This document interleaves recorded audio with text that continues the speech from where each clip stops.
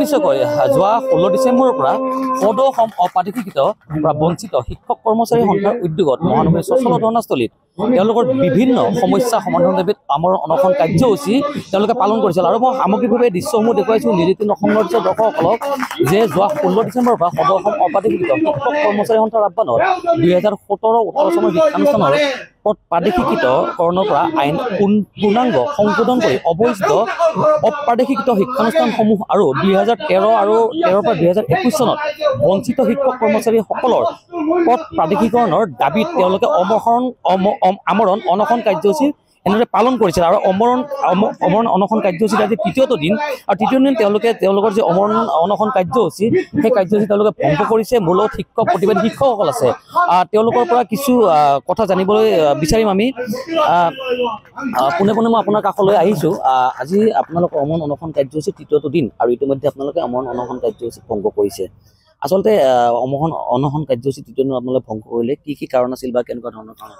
চাওক, আমি আজি সদৌ অসম অপাধিকৃত শিক্ষক কৰ্মচাৰী সংস্থাৰ তৃতীয়টো দিন। যোৱাকালি আমাৰ 15জন শিক্ষক অসুস্থ হৈছে, মেডিকেলাইজ কৰিব লগা হৈছে।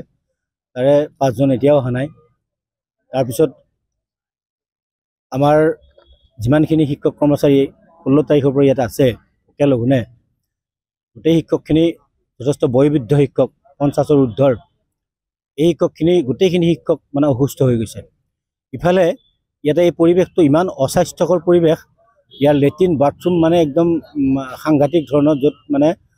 ওচৰত গ'লে হয়তো মানুহ বেমাৰী হৈ যাব, সুস্থ মানুহ বেমাৰী হৈ যাব। ইফালে ভোকে লগা থকা মানুহ, ইয়াত প্ৰচণ্ড শীত। তথাপিও আমি আমাৰ শিক্ষকসকলে অনশনৰ কাৰ্যসূচীটো আমি যিহেতু আমৰণ অনশন কৰিছিলোঁ, অনশনটো আগুৱাই লৈ যোৱাৰ এটা সিদ্ধান্ত কৰিছিলোঁ। সেই মুহূৰ্ততে আমাৰ প্ৰাথমিক শিক্ষক সন্মিলনী, অসম নাগৰিক মঞ্চ, তাৰপিছত নিখিল ভাৰত ছাত্ৰ সন্থা, এই বিভিন্ন দল সংগঠনে আহি আমাক অনুৰোধ কৰিছে যে আমি কাৰ্যসূচীটো ইমানতে সামৰণি মাৰিব লাগে। যিহেতু আজি তৃতীয় দিনাও চৰকাৰে আমাৰ কোনো খা খবৰ লোৱা নাই, আৰু বিগত দিনতো যোৱা বছৰ আমি 19 দিন অনশন কৰিছোঁ, চৰকাৰৰ ফালৰ পৰা কোনো সঁহাৰি পোৱা নাই। গতিকে অনাগত দিনতো আমি যদি ইয়াতে মৰিও যাওঁ, তথাপিতো চৰকাৰে আমাক সঁহাৰি নজনাব, এনেকুৱা ধৰণৰ কথাবিলাক কৈছে। আমিও উপলব্ধি কৰিছোঁ যে শিক্ষকখিনিৰ যথেষ্ট কষ্ট হ'ব, আৰু এইখিনি আৰ্থিকভাৱে বহুত জৰুৰীলা শিক্ষক, যিহেতু বিনা বেতনে শিক্ষকতা কৰি পেলাই আমি আছোঁ। যে আমাৰতো টকা পইচা এনেকুৱা নাই যে হঠাৎ যদি কোনোবা এজন চিৰিয়াছ হৈ যায়, অসুস্থ হৈ যায়, শাৰীৰিক অৱস্থা যদি অত্যন্ত বেয়া হৈ যায়, উন্নত চিকিৎসাৰ কাৰণে আমাৰ কোনো ব্যৱস্থা নাই।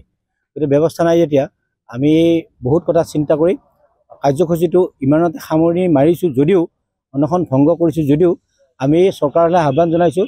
যে অহা 30 ডিচেম্বৰৰ ভিতৰত মাননীয় মুখ্যমন্ত্ৰী মহোদয়ে আমাক মাতি নি আমাৰ এই যিখন শিক্ষকক হত্যা কৰা আইন, যিখন আইনে আমাৰ প্ৰায় 4,400ৰো অধিক শিক্ষকক আত্মহত্যা কৰিবলৈ বাধ্য কৰিলে, 2,000ৰো অধিক শিক্ষকে ইতিমধ্যে বিনা বেতনে অৱসৰ ল'লে, 3,000ৰো অধিক শিক্ষক ইতিমধ্যে বিনা চিকিৎসাই বা কিছুমানে উন্নত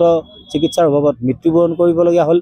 আৰু অৱশিষ্ট আমি যিখিনি শিক্ষানুষ্ঠানৰ শিক্ষক কৰ্মচাৰী আছোঁ, এইখিনিক প্ৰাদেশিকৰণৰ পৰা বঞ্চিত কৰি ৰখা যিখন আইন, শিক্ষকক হত্যা কৰা আইন, এই আইনখন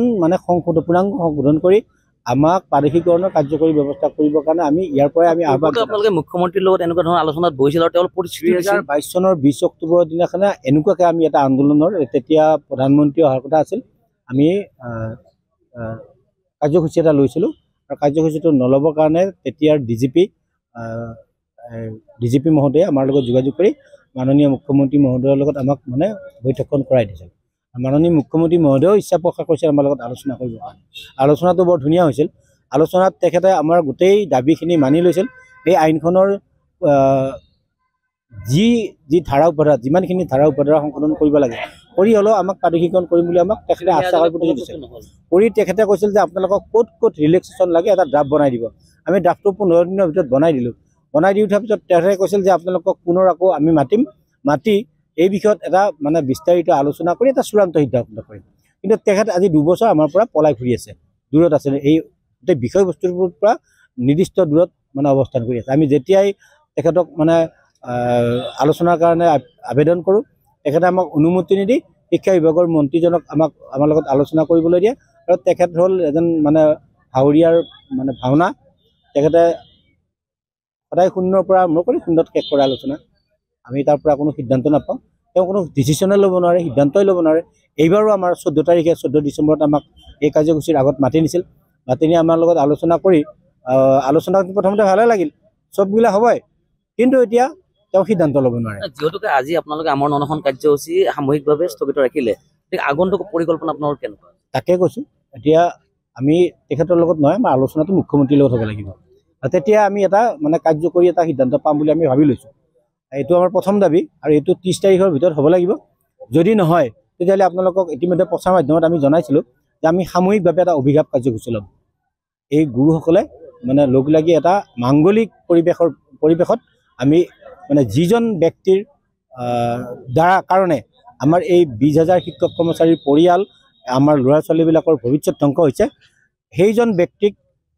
আমি যেনেকৈ ধ্বংস হৈছোঁ ঠিক তেনেকৈ যাতে ভগৱানে তেওঁৰ ওচৰতো তেওঁকো তেনেকুৱা কৰে ঠিক তেনেকুৱাকৈ আমি এটা অভিঘাত দিম বুলি আমি এটা মানে প্ৰস্তাৱ লৈছিলোঁ যদিও ৰাতি আমি আকৌ গোটেইবিলাকে আলোচনা কৰি যিহেতু সকলোকে সুযোগ দিয়া ভাল আমি তেখেতকো 30 তাৰিখলৈ এই সুযোগটো বা অসুবিধাটো দিছোঁ যে তেখেতে আমাৰ লগত আলোচনা কৰক আৰু এইকাৰণে তেওঁ হয়তো ভাবিব নালাগে হয়তো মুখ্যমন্ত্ৰী মহোদয়ে ভাবিব পাৰে যে মই মুখ্যমন্ত্ৰী এতিয়া মই ভগৱান এনেকৈ হয়তো আমি দেখা পাওঁ এই দাম্ভিকতাটো দেখা পাওঁ এই দাম্ভিকতাটো আমাৰ মানে চকুত ভাঁহি উঠে কাৰণ কিছুদিন আগত আমাৰ অনশনৰ 2 দিন আগত তেখেতক আপাৰ আছামত মানে আমাৰ এনচাৰ শিক্ষকে লগ ধৰিছিল লগ ধৰি তেওঁ আমাক মানে আকৌ তাচ্ছিল্য কৰিছিল যে আপুনি চিন্তা কৰিব আপোনাক MLA বনাম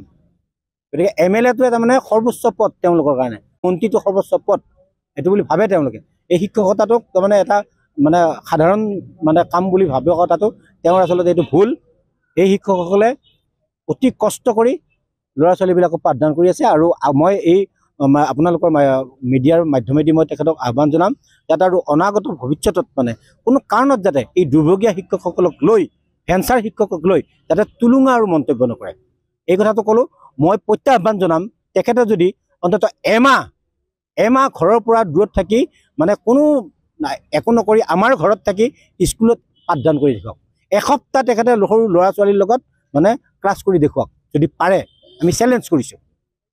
আমাৰ নিচিনাকৈ খাই আমাৰ নিচিনাকৈ পিন্ধি আমাৰ নিচিনাকৈ চাইকেল মাৰি আমাৰ নিচিনাকৈ খোজকাঢ়ি গৈ পাঠদান কৰি দেখুৱাওক তাৰপিছত কম তেওঁ দক্ষ হয় গতিকে তেওঁকতো কোনো কাৰণত আমি নাভাবোঁ তেওঁ আমি যেনেকুৱা মানুহ তেওঁ তেনেকুৱা মানুহ ভগৱান নহয় কাৰণ ভগৱানকে ঋষি মুনিয়ে অভিশাপ দি গোটেই যদুকুল ধ্বংস কৰি দিছিল যদুকুল বংশ ধ্বংস হৈ গৈছিল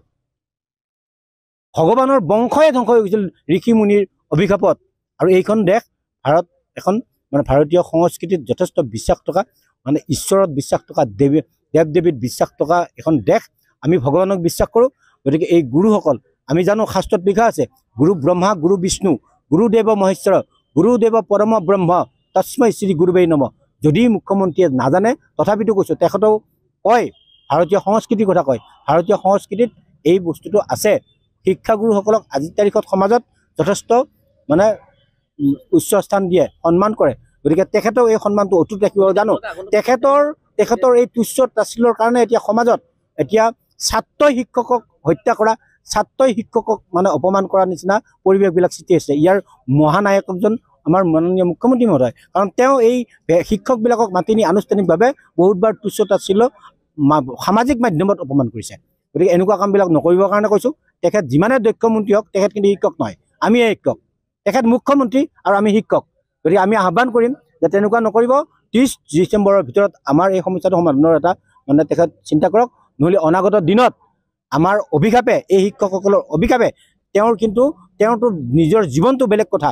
মই বিজেপি দলৰো কথা কৈছোঁ চৰকাৰৰ কথা কৈছোঁ শিক্ষকৰ অভিশাপত কিন্তু বহুত কিবা কিবি হৈ গৈছে ইতিমধ্যে হৈ গৈছে অকণমান হৃদয়ংগম কৰিবৰ কাৰণে মাননীয় মুখ্যমন্ত্ৰী মহোদয়ক মই আহ্বান জনালোঁ আপুনি বিচৰা বাতৰি পাব কেৱল নিউজ 18 এপত নিউজ 18 এপ ডাউনলোড কৰিবলৈ স্ক্যান কৰক এই QR কোড